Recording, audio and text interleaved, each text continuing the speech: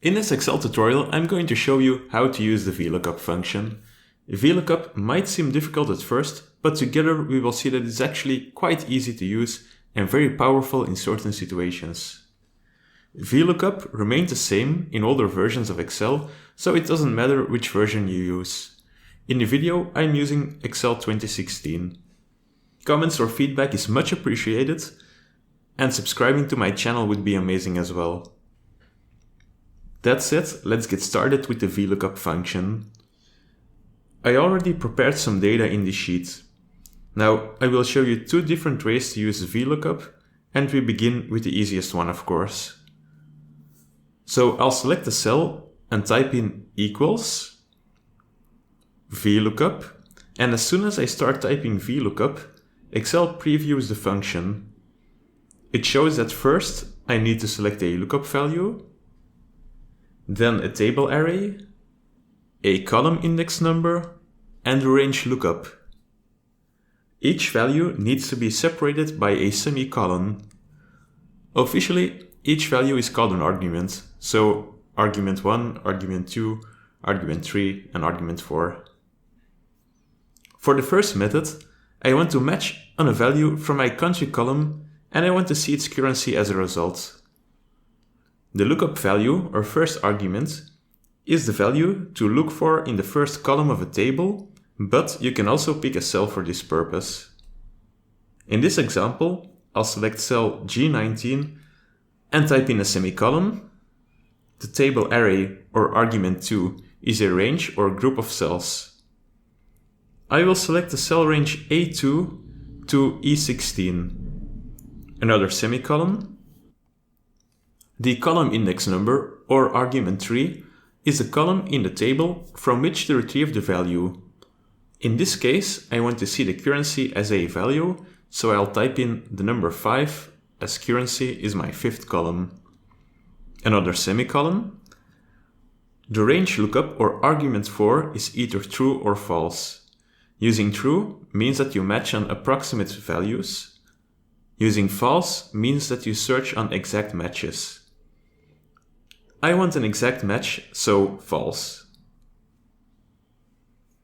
To make it a bit clean, I'll type in country and currency. To see if the simple Vlookup works, I'll type in Spain. We get a euro as a result, which is correct. Let's try a different value, Japan, and the Japanese yen as a result.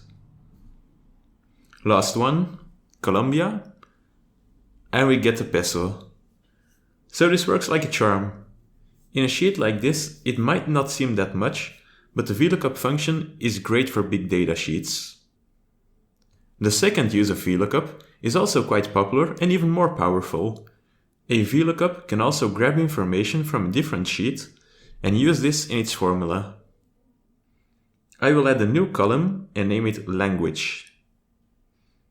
Now in a different sheet, I already prepared some data.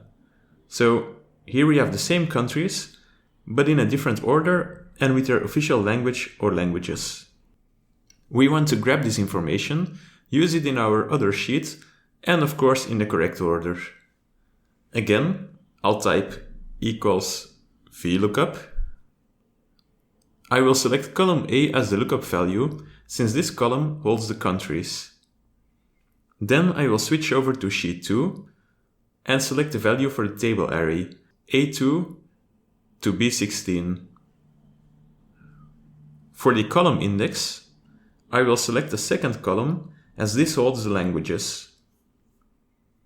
For the fourth value, I will type in false, since we want exact matches. I can just hit enter and Excel will take me to the correct sheet.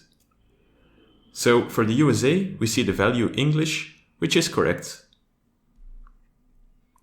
Now that the Vlookup function is complete, I will drag it down so that we can see the language for each country. As you can see, our Vlookup works for some cells, but doesn't work on others. I will select cell F5 to see what's going on. Here you can see that Excel moves the range down by 4 on our table array. Originally, we chose A2 to B16, but by dragging the formula down, Excel dragged our selected range down as well. We can easily fix this by slightly adjusting our VLOOKUP formula. We can fix the selected array by putting $signs before the A, before the 2, before the B, and before the 16. This locks the selection in place. Now I'll copy the cells down again, and as you can see, each country has its correct language or languages. In a small sheet like this, the VLOOKUP function might not seem all that much, but for professional use in big data sheets, this can save you hours of work. The V in lookup stands for vertical. Excel also has HLOOKUP, which is similar but with an horizontal search instead of vertical. I hope this video provided you with a good understanding of the VLOOKUP function. It isn't that difficult, you just need to use it a few times and you will get the hang of it. I want to thank you for watching.